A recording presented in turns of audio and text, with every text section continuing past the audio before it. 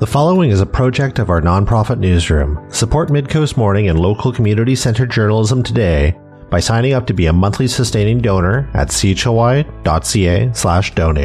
It doesn't take much money to support local news.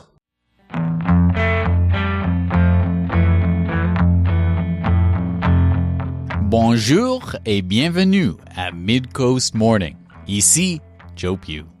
British Columbia has a new French language policy. The 5-page document outlines a goal of incrementally increasing services available for francophones across the province. Today on the show, we'll explore what the policy means and learn more about the francophone community here in Nanaimo and across BC.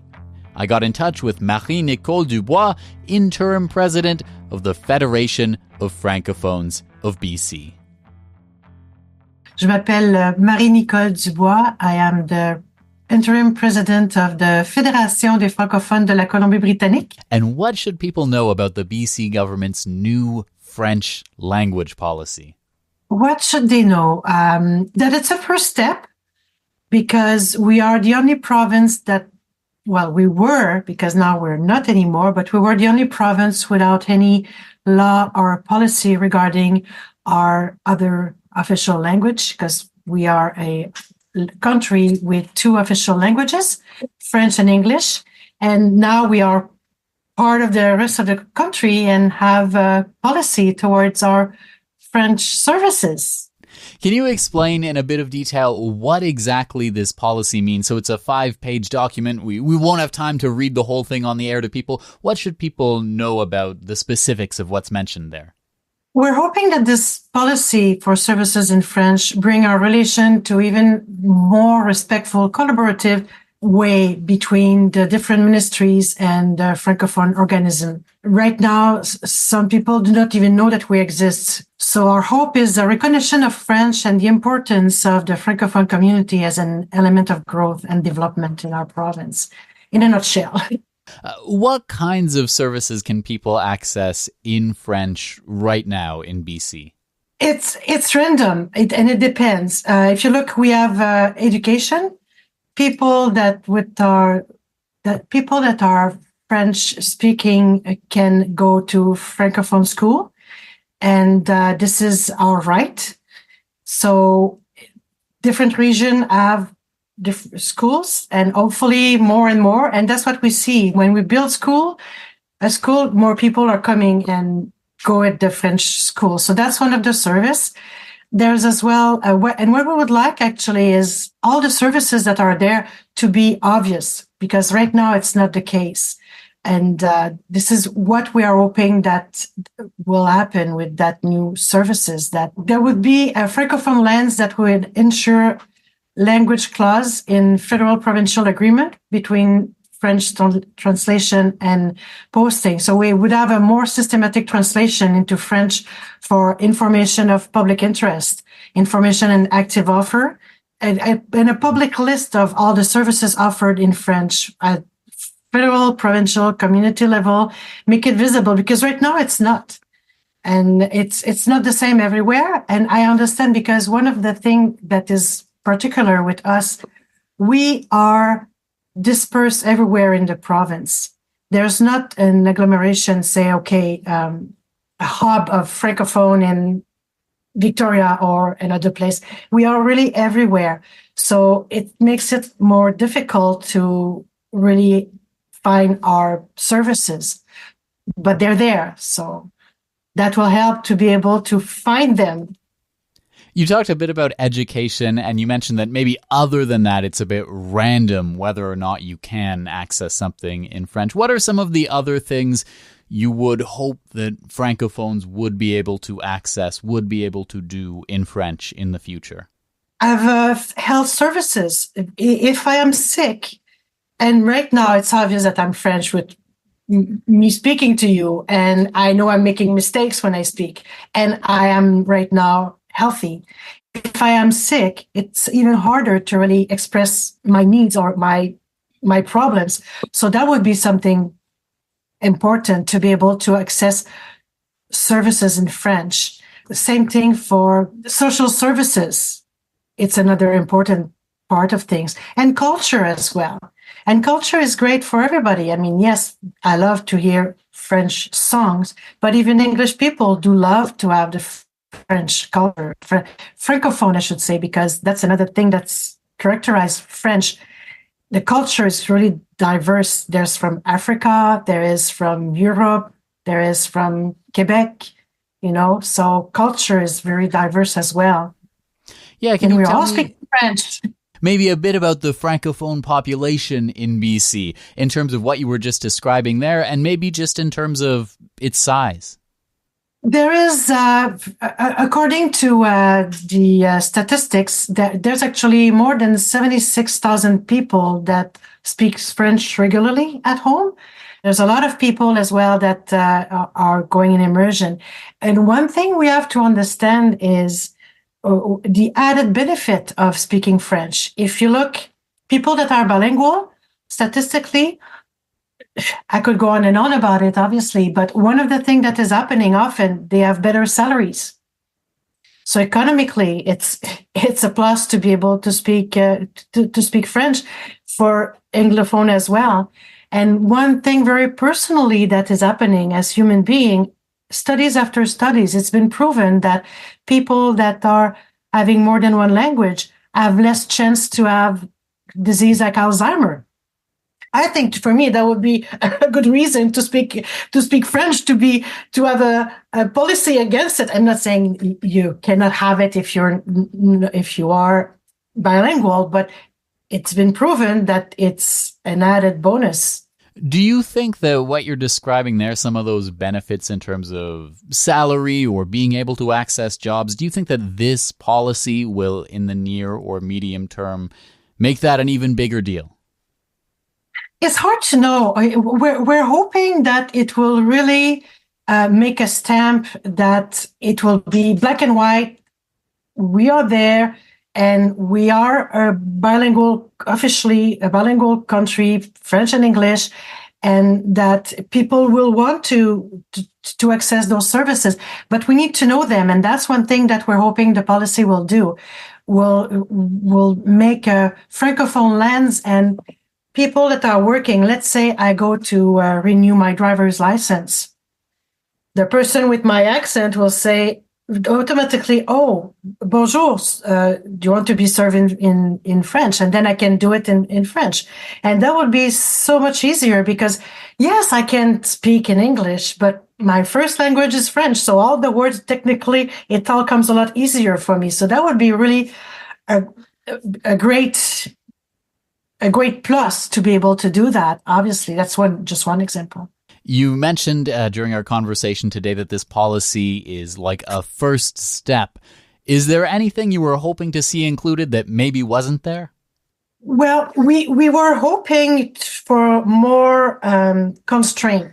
Like right now, the way it is, there's a little bit of leaving the action. If people are really enthusiastic to be speaking in French, then they will be doing more. So in that ministry, they will be doing more of install more.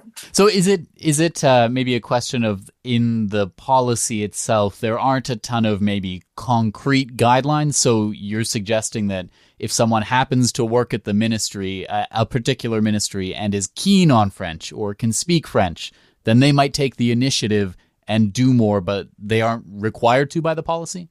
Yes, it's a little bit that we would like to see this happening. And the thing is, having said that, it's a first step. So right now, what the policy will do is make sure that in each and every one of the ministries, French exists, and we have to think about it. Let's say, for example, allocating funds for childcare. If the government gives funds for this, we need to see a part of it be directly for francophone. That's one of the example that I can see. Instead of right now, when we see things happening, we're always having to knock at doors and say, "Listen, you have to think about us, and we need to have funds for this as well." So that will help, or should help us, to have less fight. One thing, though, is with the policy, what we see, though, having said that, is possibility for collaboration with the government. And that is a positive step that we can see. With the government front, so this is a policy from the provincial government, are there any areas where, I don't know, there were some services from the federal government? Is there anything people need to know about maybe the different levels? Oh, yes. What's happening is there is, and I'll give you an example of, and it's really complicated because we have two levels of government. And right now, actually, last June, we had the modification of the official language law that has been approved. It's a modernization from over 50 years ago. And with this, now it needs to be implemented.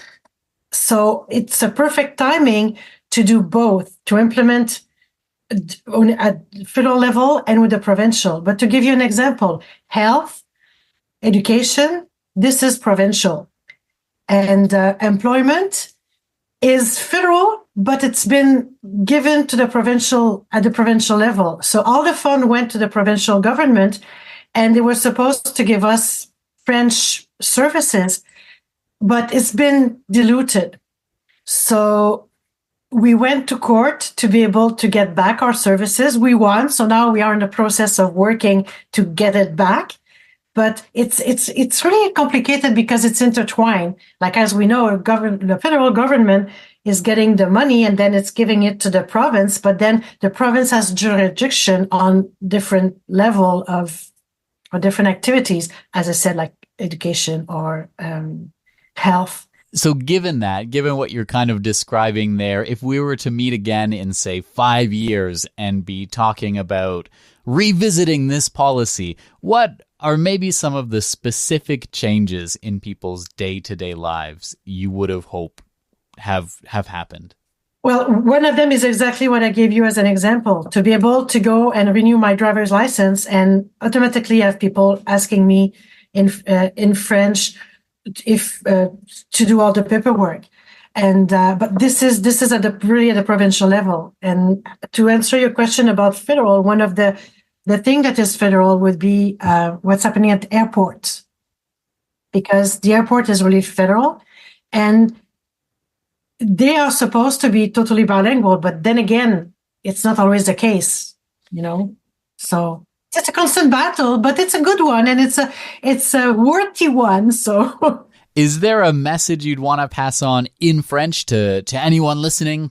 Oui, en fait, c'est sûr qu'on aurait voulu une politique avec plus de mordants. Par contre, c'est un premier pas. Et c'est un peu comme une échelle. Mais si on veut monter en haut de l'échelle, il faut commencer par la première marche, la deuxième, la troisième. Alors, quelque chose de trop ambitieux aurait peut-être pas fonctionné. Tandis que là, on a les bases pour vraiment établir une belle collaboration entre nous et les différents ministères. Et on est très optimiste pour la suite des choses. Monsieur Dix est un homme qui a la francophonie à cœur, et c'est clair, c'est concret, on le voit dans nos interactions avec lui. Alors, on a bien espoir de pouvoir faire un beau travail ensemble. You mentioned there that it's like a ladder, and this is maybe the first rung, the first step on the ladder. I'm just wondering, what would be the next step on the ladder? I can see that you speak French, right? So if I tell you la mise en œuvre, implementation, actually. The second step is really the implementation. Now we have on paper what is the base of the framework. And now it's to see what will happen in each ministry now. What are they going to do with what they've been given, Some things cost money, but some don't. Just making sure that they are telling the person that comes at the desk that they can have the service in French. That doesn't cost anything because it's already there. So and then it's not always automatic. People will be there knowing it's there, but they don't think about saying to the person with the obvious French accent, "Do you want to be served in French?" Marie-Nicole Dubois is the interim president of the Fédération des francophones de la Colombie-Britannique. Midcoast Morning is made possible by the Community Radio Fund of Canada's Radio Meters program and listeners like you. Support Midcoast Morning and CHLY's nonprofit newsroom today by becoming a sustaining donor at chly.ca/donate. Local news can't survive without your support. Another way to help us out is to share this show with your friends and tell them why they should support us. Finally, if you're listening to the podcast edition of Midcoast Morning, go and give us a positive review on Apple Podcasts or whatever podcast feed you use. It helps people find us.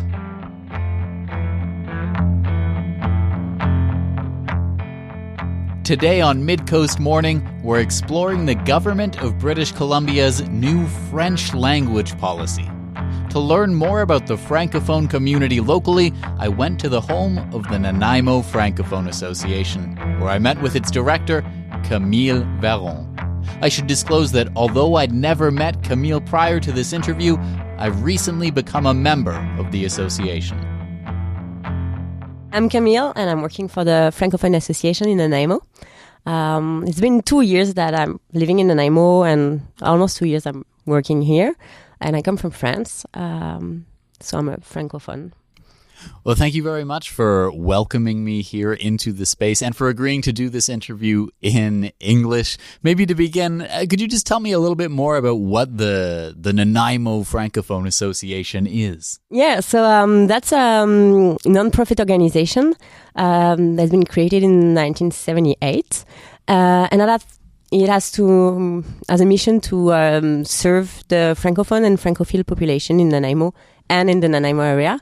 So we have an office that is open to public and located on Bowen Road. And we welcome people here, and we have a library with French books and French DVDs. We also offer services like French class, little translation, or when we have Francophone newcomers coming, usually they will come here and we will give them all the information about how to get settled here, and also all the services in French that exist in British Columbia, not necessarily in Nanaimo. We organize activities for our Francophone communities so they can gather and socialize in French. And we do like events like Christmas party and Saint-Jean-Baptiste and Fête Champêtre, like Corn Shack Festival. We also do a summer camp in French in summer for the kids who go to French immersion or Francophone school. And what we working hard at the moment on is the Maple Sugar Festival du Sucre d'Érable that will be in like February 23rd, 24th, 25th at Beben Park. So that's a 3 days big festival with artists from all over Canada. Mostly all Francophone artists, but all the festival is bilingual, so everything is translated into languages. And we have food and maple syrup and entertainment for kids. So much things. Can you tell me what is the Francophone community like in Nanaimo? How big is it and what's it like? It's not so much a big community. I think the last numbers a few years ago show that 2,000 people are like French as first language in Nanaimo. But then there is a large community of Francophile. It's more like 11,000, I read somewhere. So there are people who learn French and can speak French at different level. So there is a big interest into French in Nanaimo.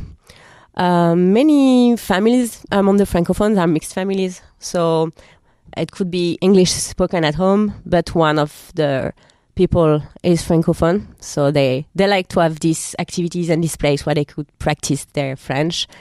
Earlier you were talking about the ability to receive services, or if someone is a newcomer, a Francophone newcomer to the community, the AFN will help them learn what kind of services they can access in BC, in Nanaimo, in French. Can you tell me what the process of accessing services in French is like around here? There is no formal process so far. We're thinking about maybe going further on that with IRTC, but at the moment it's more like informal. So we will use our own knowledge about how is it to get settled in Nanaimo, because me and my other colleague, we're two newcomers ourselves. So we went through that recently. So it's still easy for us to pass on the information. And also, there is many services provided by other organizations at the provincial level. So it's more resources that you can find online. Like for health, for example, there is a Réseau Santé, and I have a map with all the doctors who speak French. Actually, in Nanaimo, it's not easy because you already struggle to find a doctor, so you won't really be picky on the language then. But yeah, for children, there is many services available in Nanaimo, but also online, like resources for parents. So yeah, that's all the kind of information we will give to parents, and we do have activities for like different type of population, so that we can meet the people. Like we have activities for the children once a month, we have activities for elders, so it ensures that we will meet the different category of people in that activity, and then we can pass the information on as well during these activities. BC has this new policy towards the French language, kind of just a document outlining their intention to, in future years, make more services available in French. What would maybe your hope for the impact of that be? Well, it's a really good intention, and I'm looking forward to see how it will be implemented. The hope is that more people will get bilingual, actually. And that would be good for the francophone people that arrive here. Many of them are from other parts of Canada, actually, in Nanaimo, more than newcomers from other countries. So many Quebecers, and it can be hard for them when they arrive and then don't speak really fluent English, not to have these services in French. So that would be good for that. But for me, the best interest in that policy is to have a real strong bilingual country or multilingual country, because there's many other languages that are spoken here, but I think it's an opening to learn different languages, and that's something that I realized when I arrived here, that like many people speak a bit of French, and that's really nice because even if they just say bonjour, you already feel welcome. I also noticed as a non-English native speaker that it's easier for me to communicate with people who speak other languages. I mean, even if it's just a little bit, because they have this opening maybe in their listening capacity that even if I have another accent or my pronunciation is not perfect, they will understand me. While sometimes I speak with people that only speak English, and it's harder, and I feel that my English is so bad. So I think it's good to have this society where people are able to speak different languages, and maybe it will also decrease the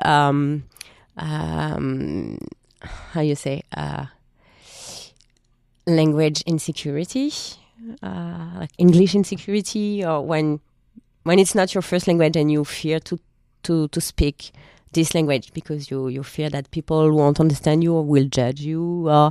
So I think it's a bit of humility when you learn another language, because you have to work hard for that. So I think that's a really good point for Canada to work on that way. You've talked a couple of times about how maybe there are two big populations of members of the AFN, folks who are maybe French native speakers, and then you've used the word francophile, francophile a few times. Maybe what's the benefit, you think, of someone who is not a French native speaker being able to communicate in French in BC?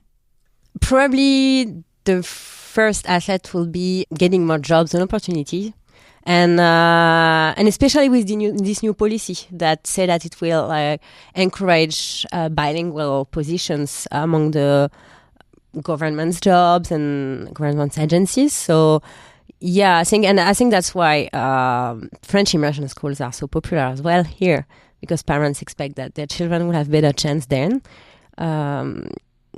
So yeah, for me it's the first one. Then, of course, I think it's always good to speak multi languages. It's also easier to learn the third languages when you already have two languages. So then you can just learn so many languages you want.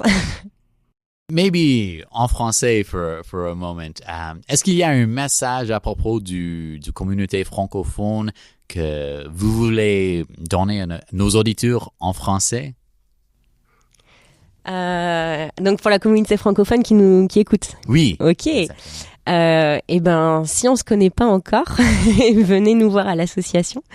On est une équipe assez récente et puis on a envie de faire plein de choses.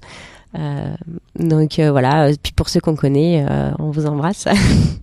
Camille Veron is the director of the Nanaimo Francophone Association. We also reached out to the provincial government, but were unable to arrange a conversation ahead of our deadline.